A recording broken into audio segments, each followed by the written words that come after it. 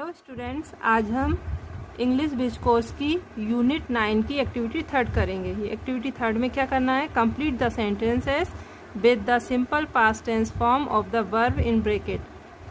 हमें ब्रैकेट में एक वर्ब दी हुई है, वर्ब की हमें सिंपल पास्ट टेंस की फॉर्म हमें यूज़ करना है। सिंपल पास्ट टेंस की जो फॉर्म है वो यूज़ करके हमें इस सेंटेंस को कंप्लीट करना है। ठीक है, तो सिंपल पास्ट टेंस में कौन सी वर्ब की फॉर्म आती है? हमेशा वर्ब की सेकंड फॉर्म आती है ना। सिंपल पास्ट टेंस का स्ट्रक्चर क्या होता है? Subject plus V2 plus object, ये हम जानते हैं।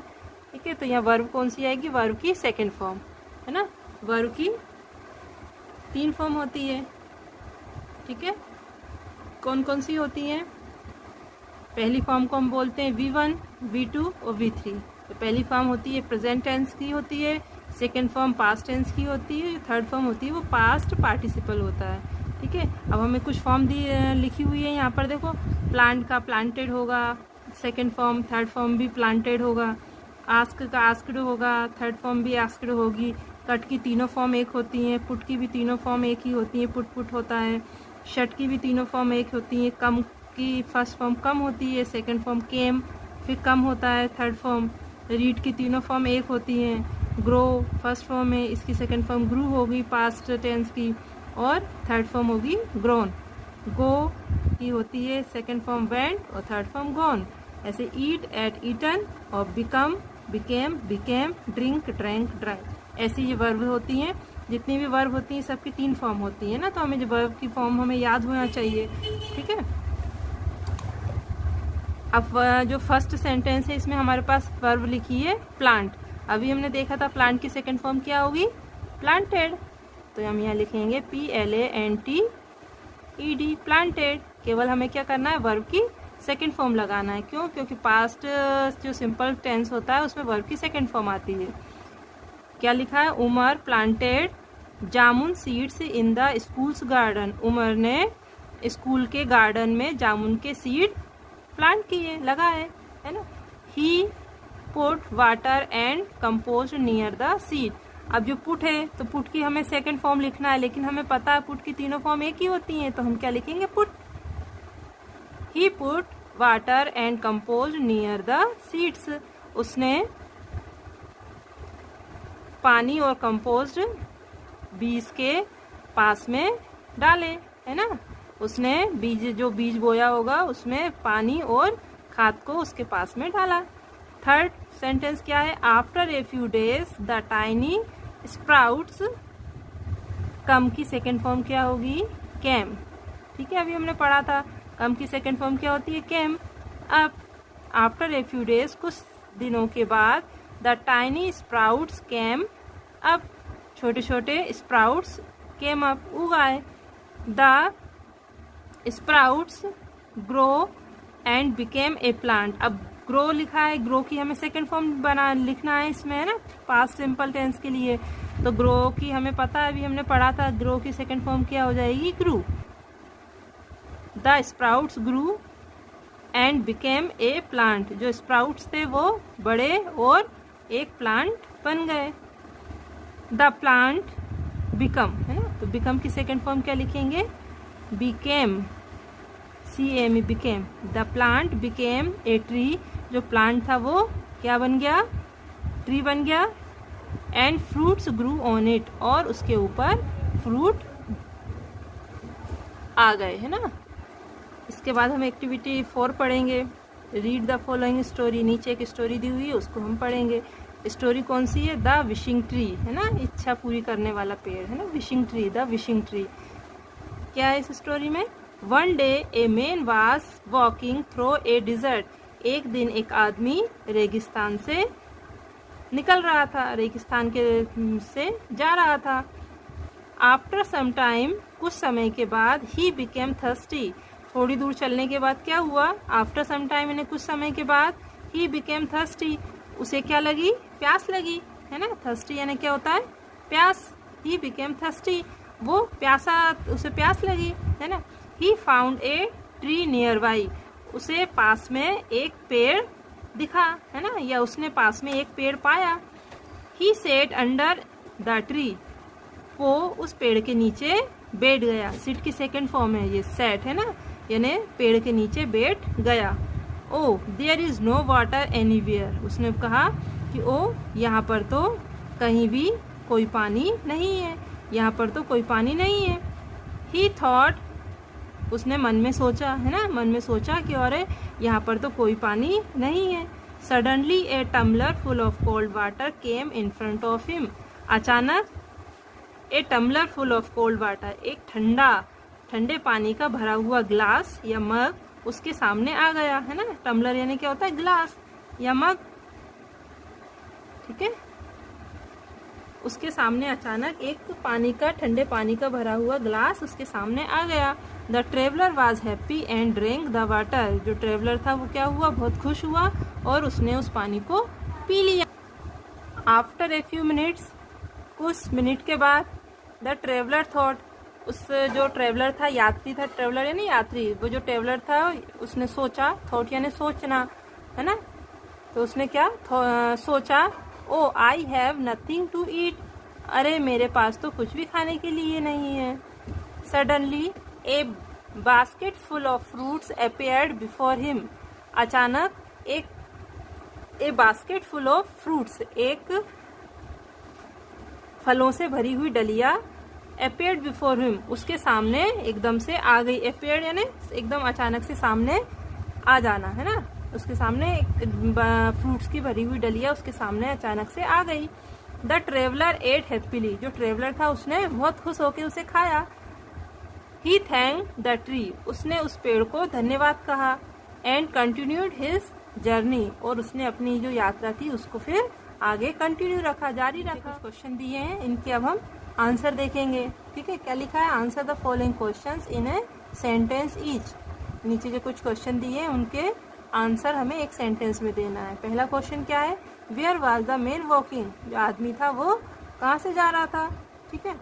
तो अभी हमने पढ़ा था क्या, a man was walking through a desert, तो यहाँ से लेकर हमारा ये आंसर जो है वो पहले का आंसर है हमारा, ठीक है। क्वेश्चन में क्या लिखा है, द मैन, तो हम आंसर में लिख सकते हैं the man was walking through a desert, ठीक है। जो आदमी था वो रेगिस्तान से जा रहा था। सेकंड क्वेश्चन क्या है, व्हाट डिड ही फाइंड, उसने क्या पाया, उसे क्या मिला, ठीक है। तो अभी हमने इसमें पढ़ा था, ही found a tree near by, उसे एक पेड़ पास में मिला, या उसने पाया, उसने पास में एक पेड़ पाया, तो ये हमारा आंसर हो जाएगा, he found a tree nearby, ठीक है।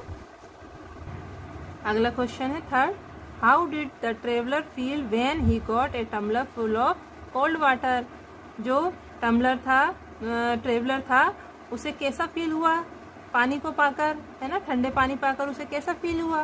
तो the traveller became happy and drank the water, जो ट्रेवलर था वो बहुत खुश हुआ और उसने जो पानी था वो पी लिया। अगला question, who gave fruits to the traveller, traveller को किसने फ्रूट्स दिए, जो ट्रेवलर था ना, यात्री, उसको फ्रूट किसने दिए। तो अभी हमने पढ़ा था किसने दिए थे, ट्री ने, the tree gave fruits to the traveller. तो बस हम क्या करेंगे, हु की जगह द ट्री लिखेंगे और पूरा क्वेश्चन वो क्यों हमारा आंसर हो जाएगा, the tree gave fruits to the traveller. अगला question, fifth question, what did the traveller do before continuing on his journey, जो ट्रेवलर था उसने क्या किया अपनी यात्रा शुरू करने के पहले, उसने जारी करने के पहले, अपनी जो यात्रा थी उसको जारी करने के पहले उसने क्या किया, ही थैंक द ट्री, हमने यहाँ पे पढ़ा था ही थैंक द ट्री, है ना। और यहाँ से पूरा भी चाहे तो पूरा भी यहाँ से यहाँ तक का हमारा आंसर हो सकता है ना, लेकिन उन्होंने पूछा कि उसने क्या किया, तो उसने पेड़ को थैंक्स बोला, तो ही थैंक द ट्री, इतना भी हमारा आंसर है, ठीक है।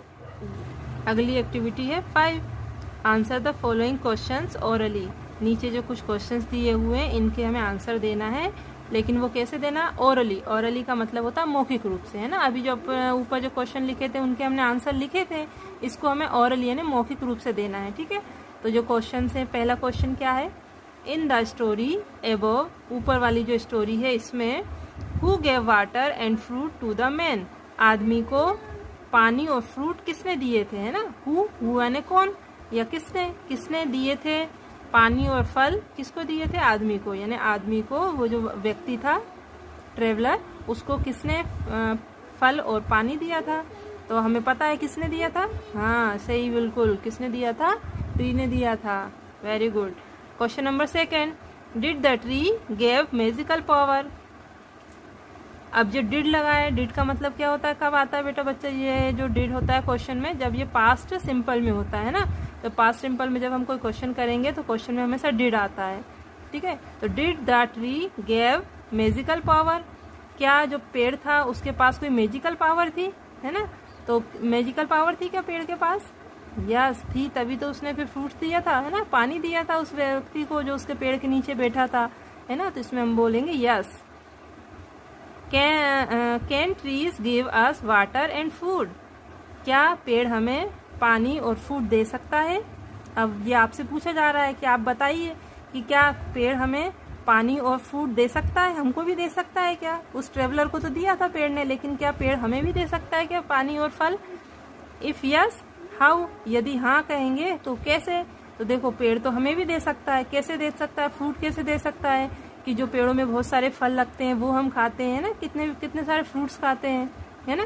तो ये पेड़ होते हैं वो हमें क्या देते हैं? फ्रूट देते हैं। इसके अलावा पानी, तो पानी भी दे सकते हैं। क्यों? क्योंकि जहाँ पर पानी पेड़ होते हैं वहाँ पर ही वर्षा ज़्यादा होती है, ठीक है। और जो पेड़ होते हैं वो ज़मीन के अंदर पानी को क्या करता है?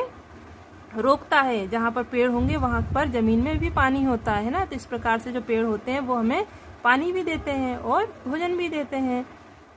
अगली एक्टिविटी है 6।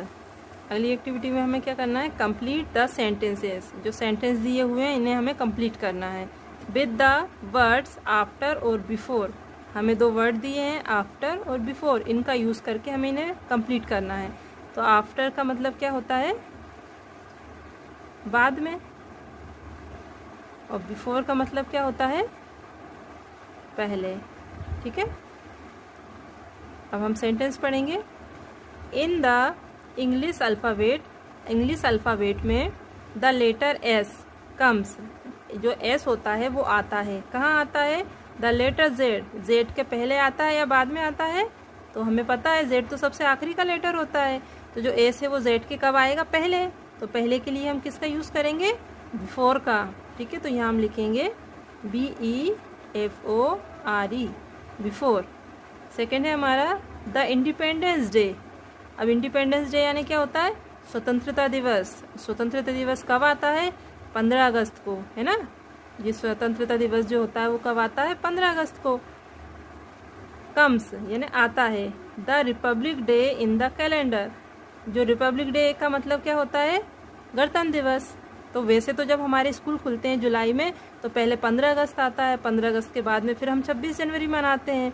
लेकिन इन्होंने क्या बोला? इन द कैलेंडर, यानी कैलेंडर में। कैलेंडर का पूछ रहे हैं, कैलेंडर में पहले क्या आता है? तो हम कैलेंडर, जो हमारा कैलेंडर शुरू होता है वो कब से होता है? जनवरी से। तो जनवरी में सबसे पहले 26 जनवरी आती है। तो 26 जनवरी को हम रिपब्लिक डे बोलते हैं, है ना। तो रिपब्लिक डे के और जो 15 अगस्त है वो कब आएगा? वो 15 अगस्त में आएगा, यानी अगस्त के महीने में आएगा। तो पहले जनवरी का महीना आएगा, उसके बाद में अगस्त का महीना आएगा। तो बताओ रिपब्लिक डे के पहले आएगा इंडिपेंडेंस डे या बाद में आएगा? तो रिपब्लिक डे पहले आता है, उसके बाद में क्या आता है? इंडिपेंडेंस डे, है ना। तो independence day comes, independence day आता है। कब आता है? रिपब्लिक डे के आफ्टर, यानी बाद में, है ना।